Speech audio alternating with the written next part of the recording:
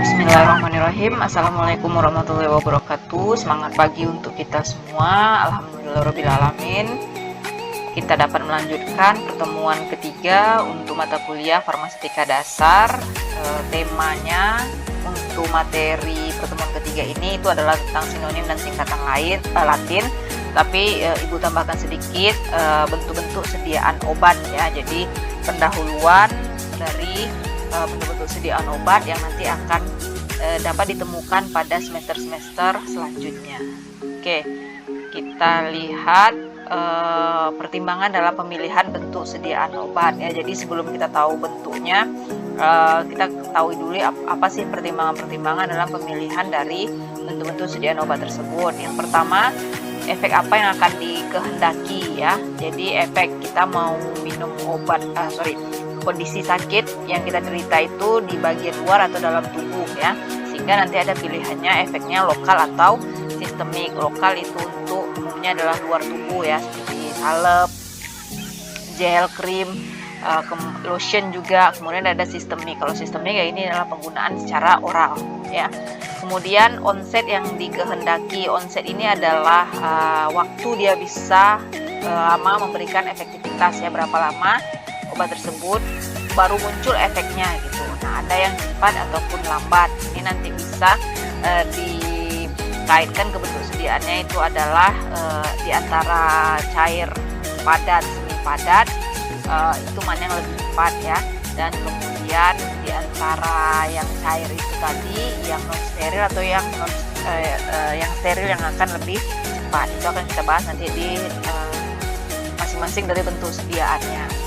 Kemudian durasi yang dikehendaki. Nah, dari ini onset adalah kapan munculnya tadi, kemudian berapa lama dia bisa bertahan.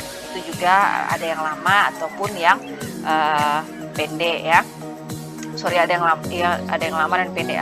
Mungkin pernah ada yang mengkonsumsi tablet atau kapsul tulisannya SR gitu ya, atau CR gitu. Nah, itu adalah yang lama efeknya ya. Sustain release ataupun control release ya. Sekarang juga iklan ada ya untuk vitamin yang hanya sekali pakai saja, tetapi dia bisa memberikan atau mengeluarkan zat aktifnya itu secara bertahap. Nah, itu yang disebut dengan yang lama. Kemudian lokasi absorpsinya. Jadi lokasi absorpsi di dalam tubuh itu ada dua, di lambung dan di usus. Nanti tergantung pada formulasinya itu akan targetnya adalah dia di lambung atau di usus. Ini nanti pada saat praktikum teknologi sediaan solida akan dilakukan uji waktu hancur ya. Jadi untuk melihat lama waktu hancurnya itu karena berkaitan di lokasi lambung atau usus. Yang paling lama adalah yang di usus ya. Kemudian rute yang relatif aman ya, dari efek onset dan durasinya tadi itu mana yang paling aman, yang paling nyaman bagi pasien untuk penggunaannya ya. Untuk rute juga nanti akan diketahui yang selanjutnya. Ini ada 3 ya, oral, parenteral, dan perektal. Rute yang menyenangkan bagi pasien ya, ini sama seperti yang poin kelima. Dan obat mana yang harganya relatif murah ya, ujung-ujungnya adalah harga ya. Oke, kita akan lihat karena bentuk sediaan itu akan mempengaruhi dari harga yang akan diberikannya. Oke, kita akan lihat bentuk sediaan obat. Yang pertama itu adalah solid atau padat ya. Untuk pulvis dan pulveres itu masuknya yang ke padat, tetapi dia dalam bentuk serbuk gitu ya. Kemudian ada kapsul, juga kita akan pelajari di semester 1 ini. Tablet itu adanya di semester 4 ya. Dan juga suppositoria itu barengan ya. Cuman bedanya yang perlu dicatat di sini adalah suppositoria itu ada tambahan, nanti definisinya adalah yang dapat melarut melunak pada suhu tubuh ya. Ingat ya, itu yang dijadikan catatan untuk suppositoria. Ini akan insyaallah kita pelajari nanti di semester 4 karena beda tablet dengan suppositoria seperti itu ya. Tablet ibu rasa sudah umum mengkonsumsinya. Bayangkan kalau itu yang dimasukkan ke dalam anus ya, keras seperti itu, dia tidak melunak atau meluruh atau melarut dengan suhu tubuh. Apa yang terjadi? Tentu akan terjadi penyumbatan, bukan malah mengobati, malah menyakiti ya. Oke. Yang kedua adalah bentuk sediaan semi solida atau setengah padat ya. Dari yang padat itu adalah semi pindah lagi ke menjadi setengah padat. Ini adalah materi pada semester 2 ya. Kita akan belajar sediaan semi solid, salep, krim, gel, pasta satu lagi ya, dan juga ada nanti inovasinya emulgel, nano emulgel, dan segalanya itu ya. Yang ketiga itu adalah yang liquid atau yang cair. Ini juga akan dipelajari nanti di semester 2. Apa saja contohnya? Itu adalah sirup yang umum pernah sering dikonsumsi lah ya. Kemudian ada suspensi yang pernah sakit mah atau yang rutin konsumsi. Nah, ini udah tahu ya apa contoh suspensi. Kemudian emulsi yang masih minum vitaminnya yang mengandung minyak ikan gitu ya. Nah, itu adalah sediaan emulsi. Kemudian ada juga yang tetes. Ini kita akan carikan. Jadi ini sediaan tetes ini maksudnya kesediaan steril ya. Untuk yang di atas, untuk yang salep itu juga ada yang steril. Jadi ini bentuk sediaan dari konsistensinya ya. Satu lagi itu ada gas ya. Contohnya aerosol atau obat-obat untuk asma gitu ya. Kemudian dari segi prosesnya itu ada steril dan non steril.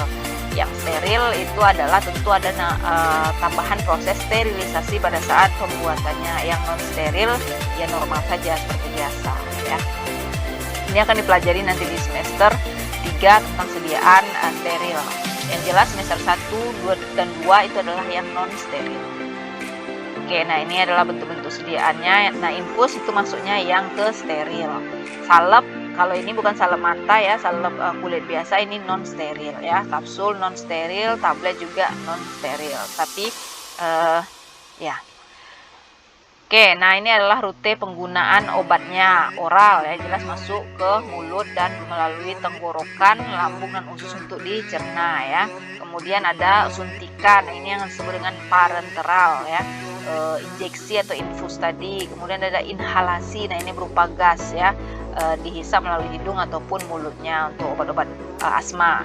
Kemudian melalui selaput lendir ya, obat masuk ke selaput lendir seperti ini obat tetes mata, obat tetes telinga, ke vagina, dumur dan sebagainya. Oke, aturan pemakaian obat ya. Jadi nanti di resep atau di etiket obat yang pernah dapat obat atau beli obat berdasarkan resep itu ada yang dicoret sebelum atau sesudahnya ya. Jadi ada aturannya itu ada 3, sebelum, sesudah ataupun saat mengkonsumsi obat. Nah, ini tergantung dari jenis obatnya tadi ditujukan untuk apa ya. Yang kalau umumnya yang sebelum itu apa ya, sama enggak seperti yang contoh sediaan suspensi tadi ya, untuk kondisi permasalahan di saluran cerna khususnya itu adalah di lambungnya ya. Ini juga banyak iklannya, jadi konsumsi sebelum makan menetralkan dari pH lambungnya tadi. Kemudian ada yang setelah makan. Kalau setelah makan itu mencegah nanti obatnya akan berinteraksi sama si asam lambung, menyebabkan malah merusak dari si permukaan lambung ya, obat-obat yang mengiritasi lambung. Jadi diisi dulu lambungnya sambil diolah nanti sama obatnya. Kalau yang untuk saat makan ini umumnya adalah untuk obat diabetes ya.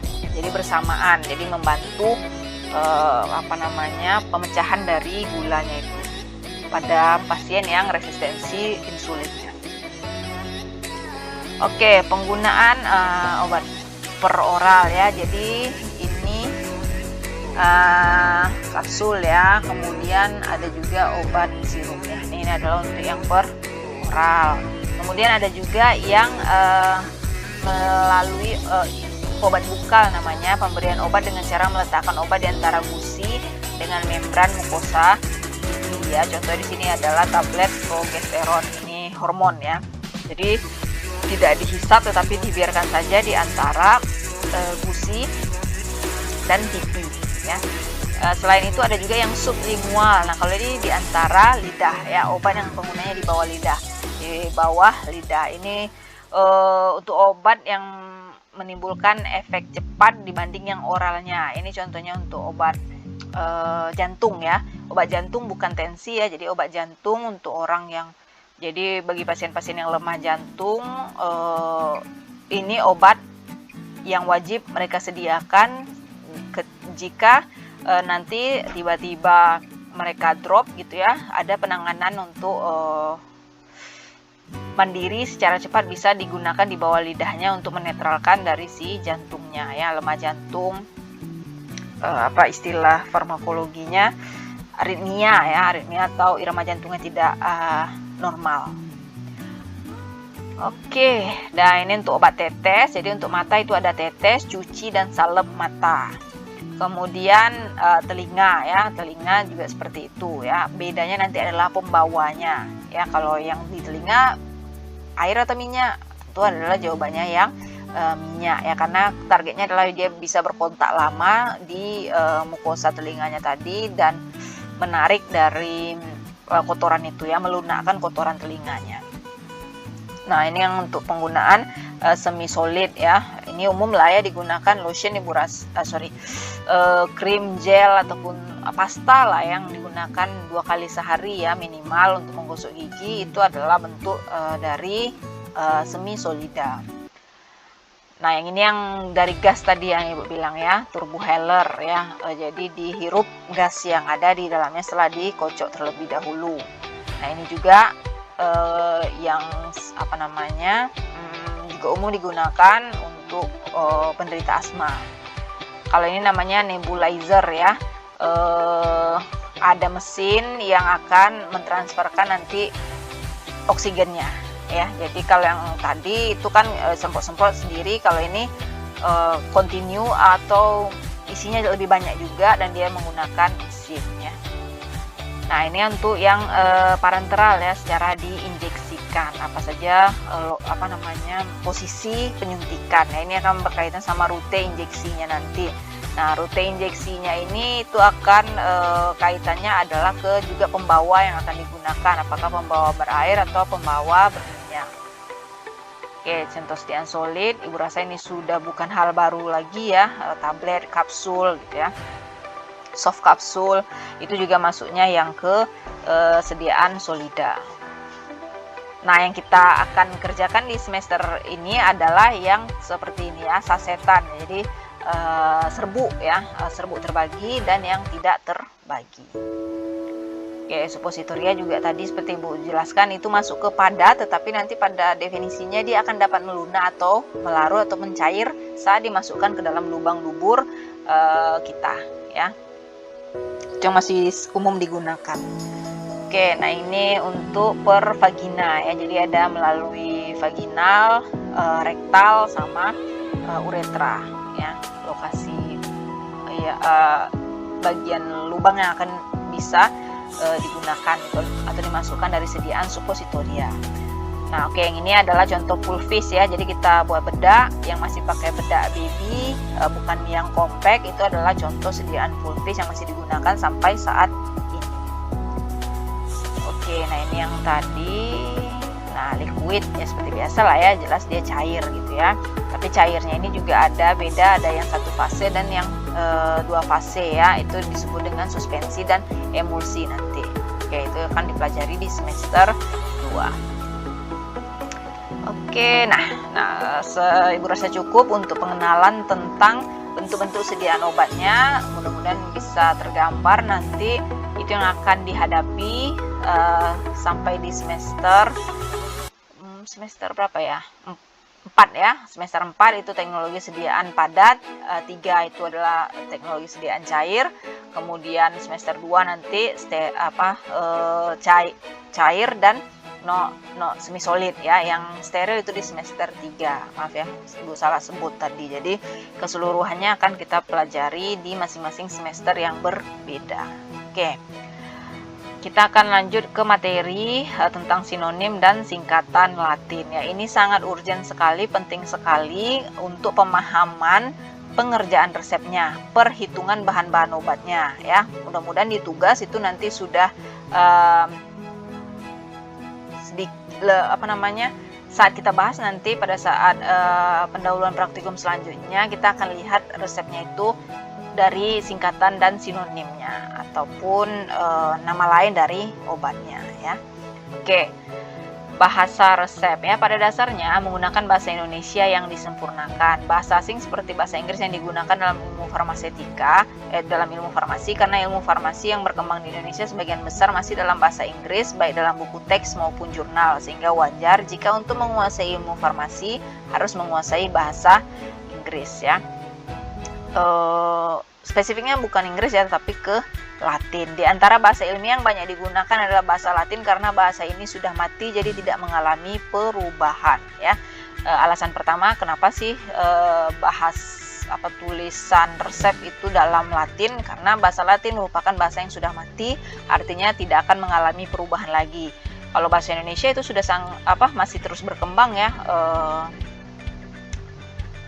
Terus ada perubahan gitu ya, ada penambahan kosakata ya. Kalau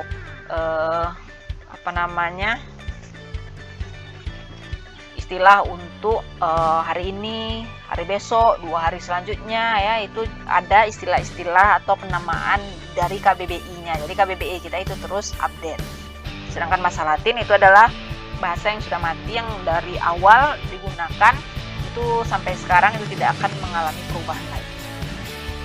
Oke, 4 alasan penamaan menggunakan bahasa Latin.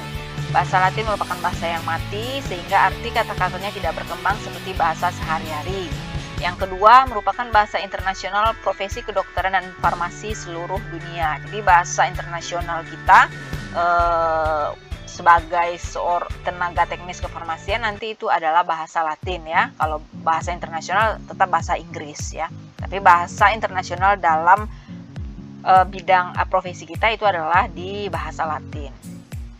Penamaan dengan bahasa Latin artinya tetap atau pasti, tidak ada salah interpretasi. Jadi saat orang Indonesia menyebut suatu kata Latin, orang dari negara manapun itu akan memahaminya. Artinya hanya satu kata, tidak ada perbedaan kata-kata ya. Se-Indonesia Raya ini saja beda suku bangsanya, itu beda arti katanya ya. Jadi kalau bahasa Latin ini tidak ya, siapapun yang mendengarnya, yang paham itu dia tahu artinya dan sama-sama betul artinya. Tidak ada arti lain di antara arti tersebut gitu ya, di antara dua orang yang berbeda negara misalnya. Oke, kemudian yang keempat, seringkali lebih baik semua yang ditulis dalam resep tidak diketahui penderita. Bahasa Latin akan menyimpan kerahasiaan tersebut. Sifat kerahasiaan yang dalam resep tersebut bukan berarti tulisannya yang sulit dibaca ya. Jadi satu lagi alasannya adalah diharapkan jika selain tenaga kesehatan ya, kedokteran dan farmasi, kalau perawat juga mereka tahu juga ya, pasien lah ya atau orang awam itu tidak terlalu tahulah apa artinya tadi ya. Kalau enggak ya dia ngerjain sendiri aja nanti gitu ya, misalnya seperti itu. Kemudian maksudnya di sini adalah tapi sekarang dokter sudah rumah sakit lah ya ataupun apotek itu sudah secara online ya penulisan resepnya, walaupun ada juga yang masih menulis tangan dokternya, tapi itu sudah bisa dikomunikasikan langsung dengan dokternya tadi ya. Dan memang tantangannya nanti adalah membaca tulisan dokter ya. Tapi dokter-dokter zaman terbarukan ini itu tulisannya sudah lebih mudah dibaca ya dibanding yang senior-senior mereka dahulu. Kemudian bahasa Latin di dalam resep ya, apa saja, di mana saja posisinya itu adalah di nama obat, sudah jelas ya. Paracetamol, amoxicillin gitu ya, ibuprofen, itu semuanya adalah bahasa Latin. Aturan pakainya ya, ini adalah signanya STDD PUF 1 ya, misalnya seperti itu. Kemudian takaran atau jumlahnya misalnya PUF numeron XC atau C ya. C itu berapa nanti akan kita lihat. Kemudian perintah pembuatan ya, seperti yang Ibu sudah sebutkan tadi ya, MF PUF ya. Kemudian keterangan waktu konsumsi obat. Nah, ini tadi kan ada sebelum, sesudah, sama saat makan ya. AC, PC, dan DC ya. Itu adalah Latin singkatannya ya, antecedent AC itu nanti sebelum makan. PC, post soenam itu sesudah makan, durante soenam itu saat makan. Keterangan tempat penggunaan obat. Nah, ini seperti Mesefak gel gitu ya, SUE untuk digunakan di obat luar seperti itu. Kemudian istilah bahan obat atau bentuk sediaannya. Jadi ada FLS misalnya atau BUTT misalnya seperti itu ya. Kita akan lihat nanti atau aplikasikan ini pada saat melihat resepnya langsung. Dan juga ada istilah lainnya pada resep itu sendiri. Nah, ini Ibu sebut tadi ya, jumlah obat yang dinyatakan dalam angka Romawi. Jadi bukan Latin ya. 1, 5, 10 ini kan Latin. Penulisannya di resep itu adalah dalam angka Romawi ya. C tadi adalah 100. Jadi MF Pulf DTD numero C itu adalah campur dan buatlah sediaan serbuk terbagi sebanyak 100 bungkus ya. Oke, nah ini yang aturan pakai tadi ya. Nanti ini akan diketemukan di Pulveres itu contohnya adalah TDD ya, ter dedie 3 kali sehari, atau BDD bis derdie, bis indie ya 2 kali sehari. Kemudian ini sinonim yang lain ya, yang lainnya gitu, artinya kan sama nih, dalam 2 kali sehari gitu ya. Maknanya konsepnya sama, itu 2 atau 3 kali sehari, cuman cara bahasa Latinnya itu tadi ataupun singkatannya ya. Kemudian ada SOS, PRN, SNS, ini sama ya jika perlu. SPRN 3 DD P1 misalnya seperti itu. 3 kali sehari 1 bungkus bila perlu ya. Oke, QDD itu ada 4 atau 5. Jadi jika nanti ada signanya diminta Q, itu ditanyakan Q-nya ini quatuor atau kui-kui ya. 4 atau 5 kali dia dalam sehari. Nah, ini yang UE, UC tadi ini lokasinya ya. Ini adalah untuk obat luar ya. Kalau UC, SUC, signa usus cognitus, cara pakai sudah diketahui. Kalau SUE, obat luar. Ya, ditulisnya seperti itu saja. Oke, nah kemudian bahasa Latin pada takaran, jumlah atau satuan ya. Nanti ada misalnya R paracetamol 0,5, R paracetamol kosong, tidak ada kadarnya. Kemudian SL AA 1 ya. AA itu artinya adalah tiap-tiap. Jadi paracetamol 1, SL-nya juga 1 gram yang akan digunakan. Kemudian ini untuk sendok, penggunaan sendok ini nanti disediaan cair ya. Cochlear pultis, Cochlear tea, kemudian ya sendok makan, sendok bubur, dan sendok teh ya. Kemudian ada juga tanda DID ya. Ini akan ketemu nanti di kopi resep ya. Jika suatu resep pasiennya dia tidak mengambil seluruhnya karena alasan apapun ya, sehingga kita wajib menyalin kembali resep tersebut dan menuliskan tanda tutupnya itu adalah DID atau da individuo, sudah diberi setengahnya.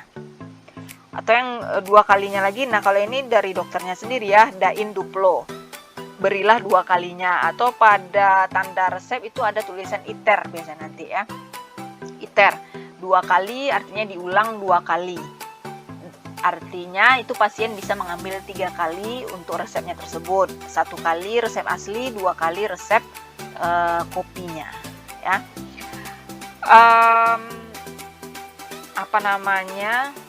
Untuk untuk cara belajar gitu ya, apalagi kita sistem online yang dimudahkan dengan bisa kapanpun melihat video ini. Mungkin boring juga ya dalam waktu sekian mendengarkan, yang ada mungkin ngantuk gitu. Saran Ibu baiknya adalah siapkan catatan sendiri ya. Jadi ambil poin-poin penting yang Ibu sebutkan. Tidak akan mungkin pula seluruhnya yang akan menjadi bisa dibilang, bukan dibilang tidak penting ya, tetapi ada yang spesifik yang akan betul-betul pakai nanti pada saat materi selanjutnya ataupun pada saat praktikum ya. Jadi siapkanlah catatan, nah itu yang dibaca lagi gitu ya. Kalaupun mau di print atau dipoto ini dan di print itu dipersilahkan juga, atau googling aja Ibu rasa banyak, tapi nanti pembahasannya atau penjelasannya dan aplikasi penggunaannya itu adalah pada saat Ibu menjelaskan ini ya. Jadi saran Ibu adalah punya catatan sendiri ya untuk mata kuliah apapun ya. Artinya rangkuman secara spesifik. Jadi kalau saat menghafal itu kan tidak akan menghafal buta, misalnya ada 60 slide di semuanya, tidak akan semuanya juga. Soal pun dari 60 kemungkinan cuma ada 10 ataupun 20 seperti itu ya. Jadi catatan wajib dimiliki untuk masing-masingnya. Yang dicatat apa? Poin-poin penting, penekanan-penekanan yang disampaikan oleh dosennya tadi. Kemudian tanda DTD ya, data less dosis. Nah ini untuk instruksi kerja nanti ya, ada MF, PUF, DTD, numero, campur dan buatlah sediaan serbuk, berikan sekian takaran sebanyak 10 bungkus misalnya seperti itu ya. Ada data less dosis, berikan dalam dosis sebanyak 10 bungkus dalam sesuai takarannya tadi. Oke, kemudian nah kita lanjut ke perintah pembuatan ya.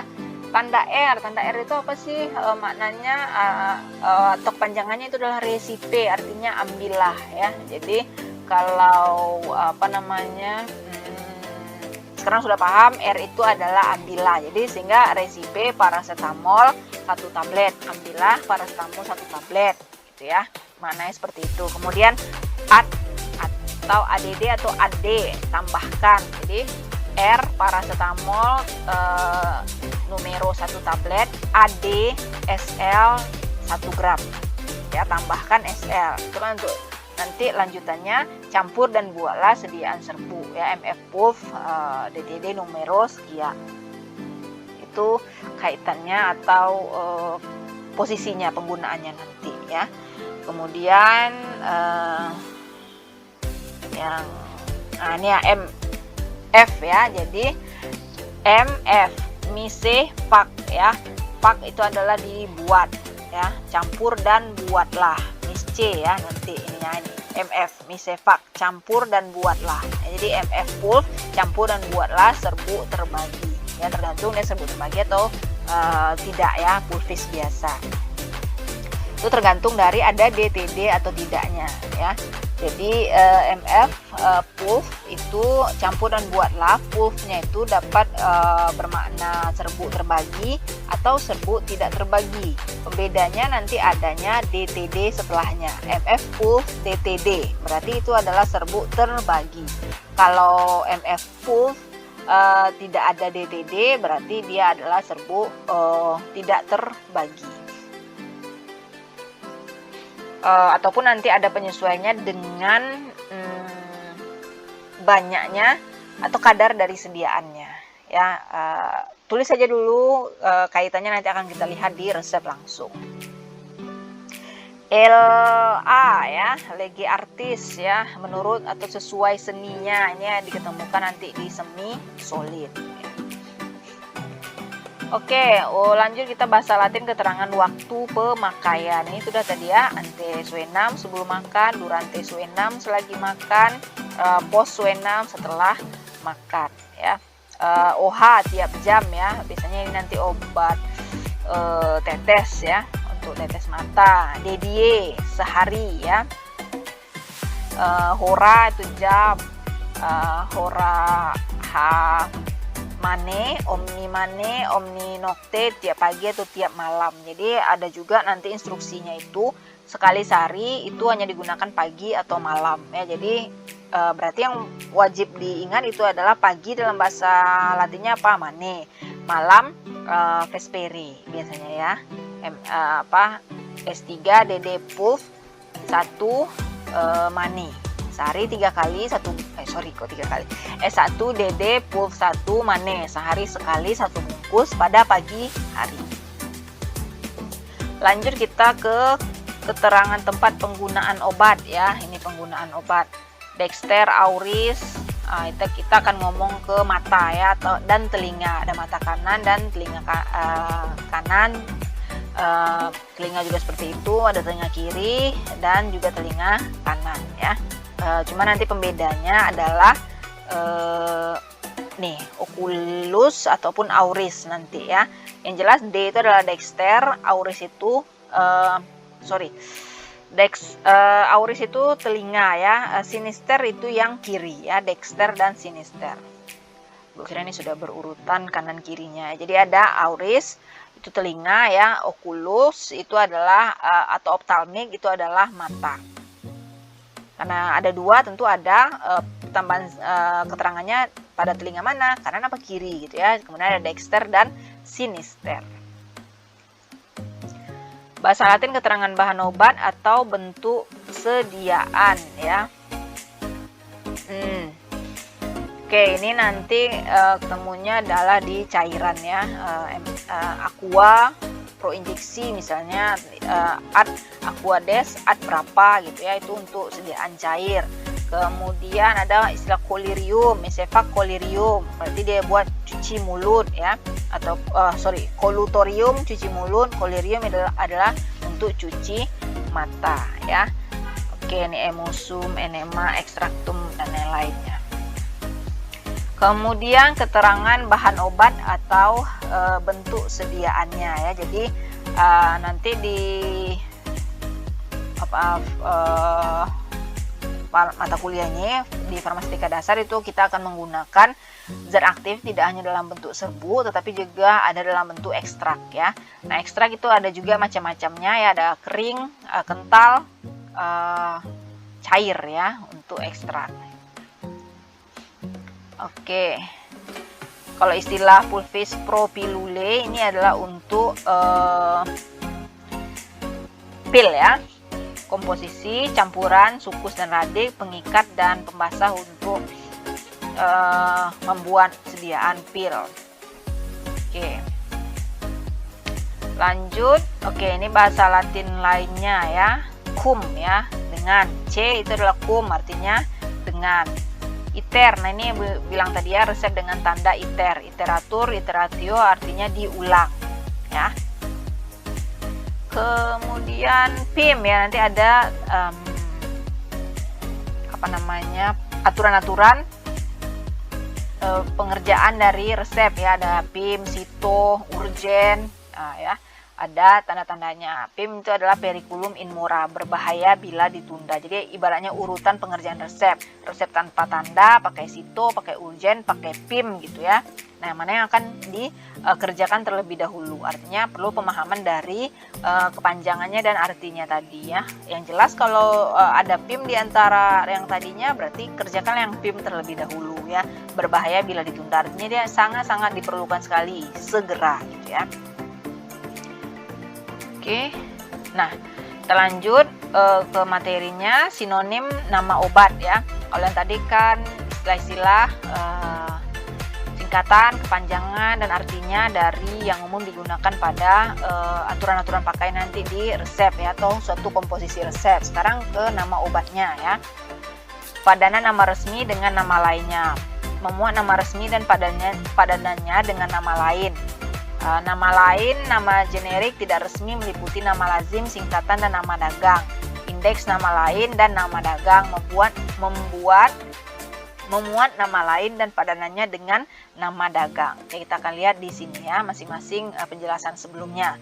Padanan nama resmi dan nama lainnya ya. Jadi yang kolom kiri itu adalah nama resmi yang tertera pada farmakope ya. Ingat kembali obat generik, obat dengan nama resmi yang tertulis dalam farmakopenya ya. Kemudian nama lainnya, ternyata ada pula di farmakope itu ada pula sinonim atau nama lainnya yang umum digunakan ya. Kalau tidak ada aminofilin, yang adanya teofilin, etilendiamin itu sama atau beda ya. Artinya kalau yang tertera itu adalah teofilin, etilendiamin, sedangkan resepnya itu adalah aminofilin, artinya boleh atau bisa digunakan teofilin, etilendiamin karena memang itu adalah nama lainnya tadi dari nama resminya sesuai dengan farmakope. Mudah-mudahan sudah ada yang mengangsur melihat farmakope ya, untuk bisa kelihatan nih yang mana yang nama resminya gitu ya, dia biasa buat postal di bold, center, kemudian nanti ada nama lainnya di bagian bawahnya setelah rumus strukturnya. Oke. Padanan nama resmi, oke, ini masih yang tadi ya. Jadi ini banyak sekali ya, misalnya vitamin lah gitu ya, vitamin C sama ascorbat gitu ya, vitamin B1 tiamin HCl, seperti itu ya. Ini kemudian riboflavin, tocopherol, yang tertera di resep adalah diminta vitamin E, tapi yang ada kita adalah tocopherol. Sama apa beda? Itu sudah jelas, itu sama dan bisa digunakan ya. Jadi nama lainnya lah ibaratnya seperti itu ya. Objeknya sama ya, cuman penyebutannya saja yang berbeda, karena untuk nama resmi itu ada juga nama lainnya yang maknanya atau kondisi obatnya itu sama, cuman namanya saja yang berbeda.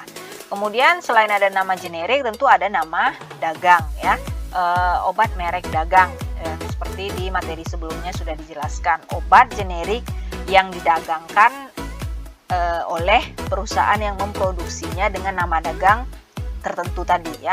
Ya tergantung si pedagang, dia mau tulis apa untuk promosi obatnya. Isinya apa? Dari obat generik ya.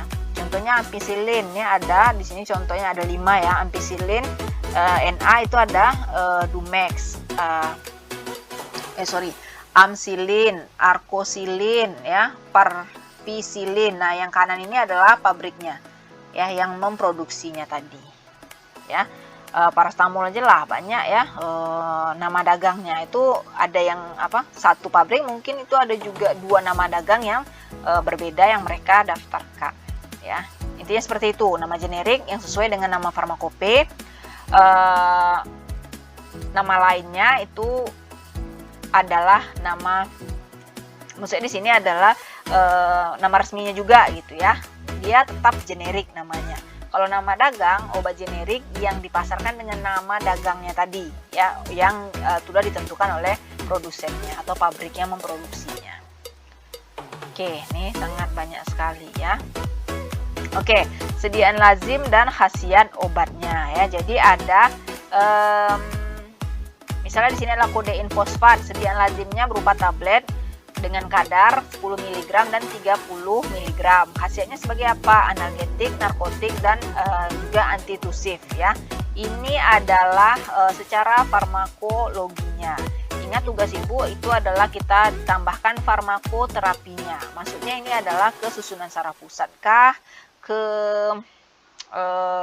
saraf kah, sama ya, atau ke farmakoterapi yang lainnya. Jadi itu tolong ditambahkan nanti di kolom jurnalnya ya. Oke, acetaminophen, tablet yang beredar itu. Nah, ini lihatnya di mana nih yang seperti ini? Ini bisa lihatnya di ISO atau di MIMS ya. Khasiatnya juga ya. Jadi kedua tabel kanan ini bisa dilihat di buku ISO ataupun MIMS. Nah, ya. Jadi ngomong-ngomong soal buku standar seperti Fornas, FMS, FOI itu adalah racikan yang generik itu semua isinya ya, formula standarnya. Nah, kalau kita mau lihat nama dagang itu kita pakainya buku ISO, informasi spesialin obat, dan MIMS ya. Itu edisi, dia punya edisi setiap tahunnya. Mau edisi berapapun yang dipunya silahkan digunakan. Nanti kalau tidak ada kan bisa lihat punya temannya yang dengan edisi yang berbeda ya. Oke, khasiat. Nah, ini contohnya ya. Kalau ini adalah untuk yang ada di buku FMS misalnya ya. Bedak purol ya. Isinya apa? Asilsalisil, basalverum, depslane, magnesium oksida, zinc oksid, dan talkum ad ya. Ad ini adalah sampai artinya ya. Nah, ini adalah contoh untuk obat-obat dari formula standar ya. Kemudian ada di sini istilah QS, quantum satis ya, secukupnya saja ditambahkan nipagin ya, karena nipagin itu digunakan sebagai pengawetnya. Nah, untuk spesifiknya nanti akan masing-masing dipelajari pada mata kuliahnya ya. Kita akan pelajari yang ini nih. apa namanya yang pulvis ya. Yang di atas itu adalah untuk sediaan pulvis. Oke, ini juga masih ya, ini untuk pasta, ini juga untuk, nah ini losio ya, sudah obat cair ya. Kemudian juga ada posio ya, atau sirup ya, OBH obat babi hitam ya, Aquades Ad. Nah seperti ini Ibu bilang tadi kan, ada cairannya yang digunakan Aquades, Bides dan segala macam, atau ada Aqua Rose, jadi air dari bunga ros ya. Kemudian ini Aquades aqua yang telah melalui proses destilasi ya, sebanyak 300 ml. At 300 itu artinya dalam menandakan sediaan ini akan dibuat volumenya itu dalam 300 ya. Kalau yang tadi itu at 100 berarti bedak kita akan membuat 100 gram. Kalau yang untuk cair tentu 100 mili ya, baik mili ataupun gram, nanti disesuaikan sama permintaannya. Oke, mungkin Ibu cukupkan untuk materi ketiga ini tentang sinonim dan singkatan Latin ya. Wah, banyak sekali Bu ini ya. Artinya ini semua diketahui nanti menjelang sudah terbiasa bekerja, sering menerima resep, membaca resep, itu akan lebih mudah mengingatnya. Tapi kalau temanya selama pendidikan, wajibnya, baiknya gitu ya, sering-sering juga dibaca dan diketahui nama dagangnya. Atau nanti di resep kita akan buatkan juga seperti itu ya. Jadi cari nama generik dan nama dagangnya itu adanya di FO nanti ya, kolom FO. Tambahan instruksi. Kalau biasanya FO itu adalah untuk ya, kolom FO pada resep itu adalah contohnya seperti ini ya. Misalnya di resep hanya resipe bedak purol 10 gram ya. Nah di FO-nya ini akan ditulis ya, bedak purol itu didapatkan dari buku FMS halaman berapa, isinya seperti ini. Kebalikannya nanti akan Ibu minta tambahkan itu adalah obat merek dagangnya ya, karena kalau kita yang tulis di resep itu adalah obat generiknya, carilah apa obat merek dagangnya, 3 atau 5. Tujuannya apa? Untuk tahu, untuk mulai kenal, mulai terbiasa membaca dan melihatnya sendiri dari ISO atau MIMS ya. Untuk apa namanya singkatan Latin dan segala macamnya ini juga karena kebiasaan melihat ya, jadi makanya nanti resep itu tugasnya kan ada variasi ya. Jadi bisa ketahuan gitu, ada beberapa nama obat yang berbeda, jadi bisa banyak tahu apa saja nama-nama obat ya, generiknya, baik generik maupun dagangnya tadi.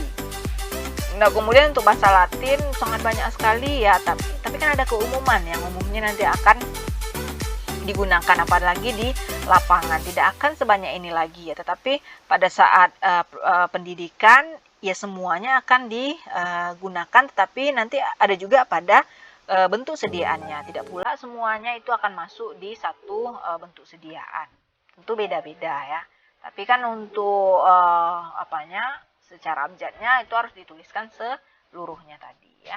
Setidaknya yang umum-umum saja lah, dari instruksi, dari cara pakai itu nanti ya, sebelum sesudah, kemudian nama Latin ya, tulisan 45 bagaimana, kalau L-nya 50, 45 bagaimana ya, XLV atau bagaimana ya. Oke, itu nanti akan kita lihat langsung pada resepnya. Oke, baik, terima kasih Ibu cukupkan. Wassalamualaikum warahmatullahi wabarakatuh.